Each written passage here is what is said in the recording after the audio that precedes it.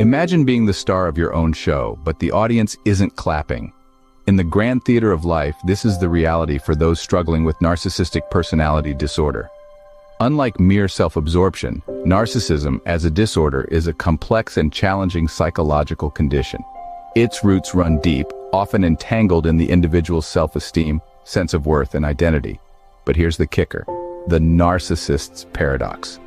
Individuals with narcissistic tendencies relentlessly seek validation and admiration from those around them. They crave the spotlight, yearning to be the object of everyone's adoration. Yet their behaviors, the grandiosity, the lack of empathy, the constant need for validation often drive people away. It's like wanting to be the life of the party, but continually showing up late and leaving early. That's the narcissist's paradox, desiring adoration, yet behaving in ways that repel it. To understand how to disarm a narcissist, we first need to understand the game they play. The narcissist's game, you see, isn't about fairness or equality. It's about control, manipulation, and feeding their insatiable ego. So, what are the common tactics narcissists use? One of the most prevalent is gaslighting, a psychological maneuver where they twist and distort the truth to make you question your own reality and sanity. It's a subtle and insidious form of manipulation, designed to make you doubt your perceptions and trust their distorted version of events. The goal? To make you feel off balance and dependent on them for your understanding of reality. Next up is playing the victim. Narcissists are experts at turning the tables, making themselves appear as the injured party. This tactic is used to elicit sympathy, to divert attention away from their own destructive behavior, and to make you feel guilty for questioning them. They'll use any opportunity to paint themselves as the misunderstood hero, battling against unfair accusations. Lastly, we have the devaluation phase. This is where the narcissist begins to belittle and degrade you, to make you feel worthless and inferior. They might criticize your appearance, your intelligence, your abilities, anything to make you feel small and to inflate their own sense of superiority. These tactics serve a dual purpose. They not only enable the narcissist to maintain control over their victims, but they also feed the narcissist's fragile ego. An ego that is constantly in need of validation and admiration. An ego that is threatened by any perceived challenge to their self-worth or control. So there you have it, gaslighting, playing the victim, and devaluation. The tools of the narcissist's trade. It's a game of control, manipulation, and self-preservation. But what if we could change the rules? Here are 10 counterplays that can disrupt the narcissist's game. Let's start with the first counterplay, setting boundaries. You see, narcissists thrive in environments where they can exploit the openness and generosity of others. By setting firm boundaries, you protect your emotional and psychological space, making it harder for the narcissist to manipulate you.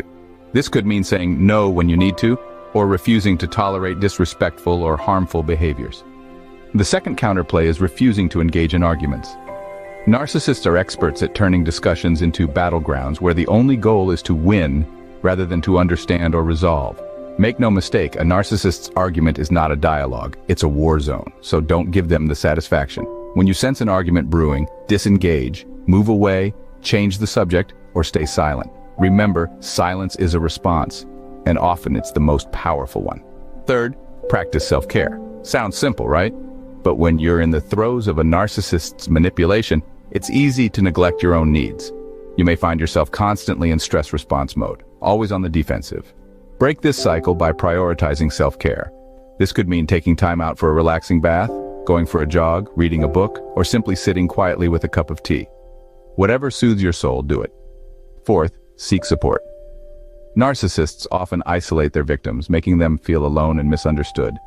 But you are not alone. Reach out to trusted friends, family, or a mental health professional. Share your experiences, express your feelings, and remind yourself you're not the only one dealing with this.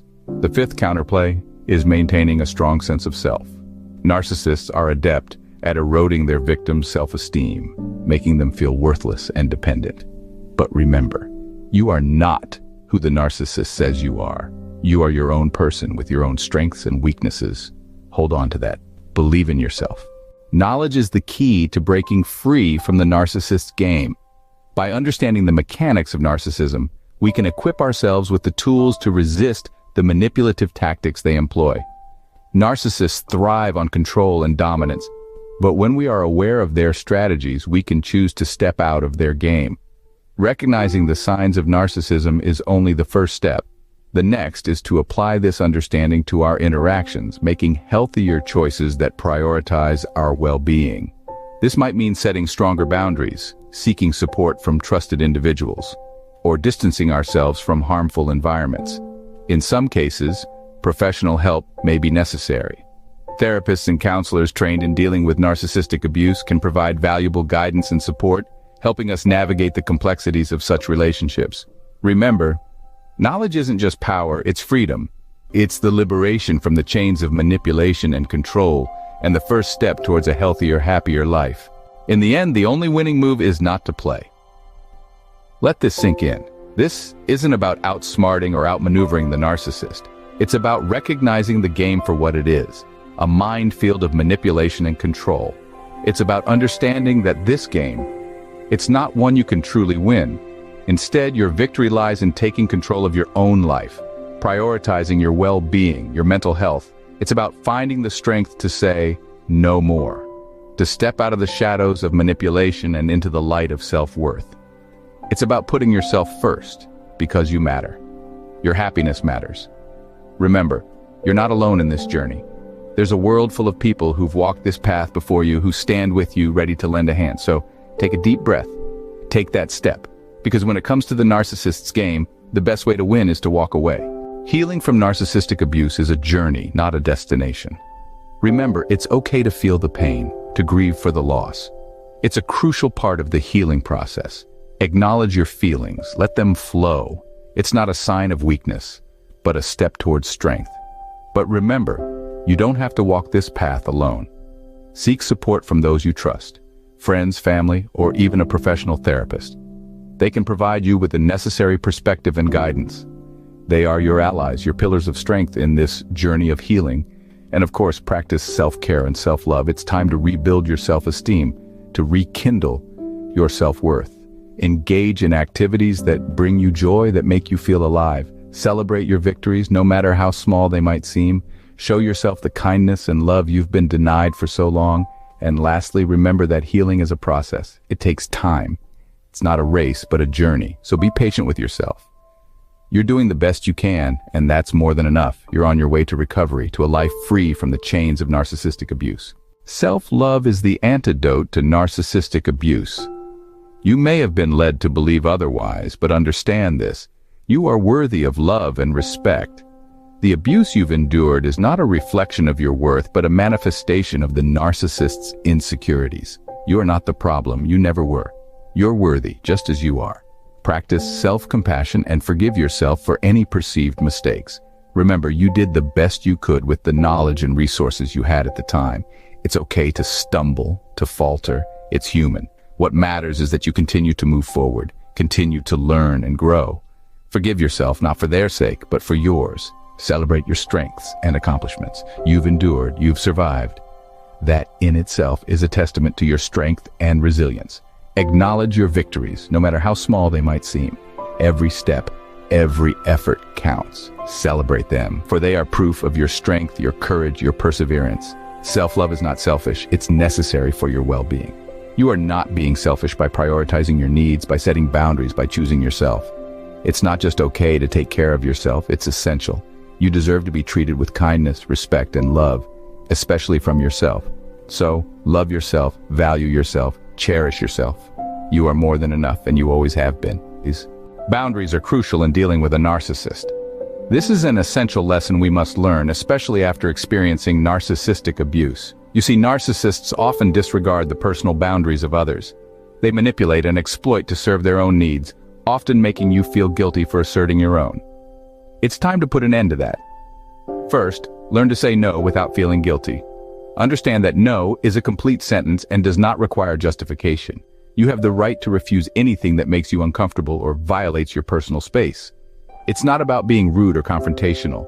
It's about respecting yourself and your needs.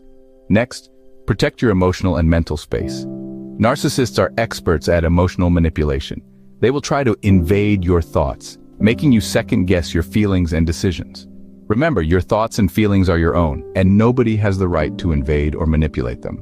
establish boundaries, and stick to them. Finally, understand that your needs and feelings are valid.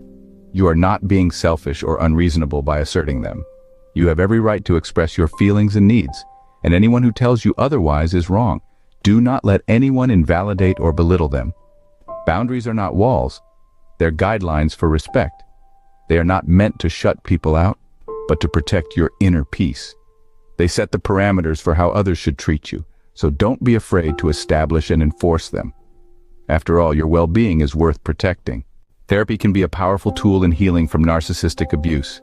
It's a journey of self-discovery, validation, and empowerment. A therapist, especially one who specializes in narcissistic abuse recovery, can provide a safe and non-judgmental space for you to express your feelings. This is crucial, especially if you've been silenced or invalidated in the past. You have the right to express your feelings and be heard, and a therapist can provide the validation and empathy that you may have been denied. Therapy can also help you understand and process your experiences. It can help you make sense of the manipulation and abuse you've been through. It can shed light on the narcissist's tactics and help you understand why they behave the way they do. This understanding can be empowering and liberating. It can help you let go of the guilt, shame, and self-blame that often come with being a victim of narcissistic abuse. Moreover, a therapist can provide strategies and tools to cope. They can help you establish and enforce boundaries, rebuild your self-esteem, and manage your emotions. They can provide techniques to deal with gaslighting, manipulation, and other forms of emotional abuse. They can also guide you in developing healthier relationships and breaking the cycle of abuse. Therapy is not a sign of weakness. It's a step towards healing. It's about reclaiming your power and rebuilding your life. It's about learning to love and respect yourself again. So don't hesitate to seek help. You are not alone in your journey, and there are resources available to help you heal. Remember, you are stronger than you think, and you have the right to a life free from abuse. Moving forward after narcissistic abuse is a journey of self-discovery. It's about taking the lessons you've learned and using them as pillars of strength for your future. You've been through the ringer, but you've come out stronger, wiser, and more resilient. Embrace these lessons. They've shaped you into the person you are today. But remember, you are not defined by your past. You are not defined by the abuse you've endured. You are defined by your strength, your resilience, and your ability to heal and grow. Reclaim your identity. Celebrate your resilience. You are so much more than what the narcissist made you believe. You are not a victim. You are a survivor. You are not weak. You are strong. You are not worthless. You are invaluable. You are not unlovable. You are worthy of love and respect, and most importantly, you are not alone. You have a community of survivors who understand your experiences and are here to support you. Look forward with hope and optimism. Yes, the path forward may be challenging, but it's also full of potential. You have the power to shape your future. You have the power to build a life free from abuse. You have the power to love and respect yourself. You have the power to set boundaries and demand respect. You have the power to heal and grow. The path forward is not a path of forgetting, but a path of healing. It's about acknowledging your past, but not letting it define your future. It's about turning your pain into power, your trauma into strength. It's about reclaiming your life and moving forward with hope, resilience, and empowerment. So take that first step. Embrace your journey. Embrace your power. Embrace your potential. The path forward may be challenging, but it's a path worth taking.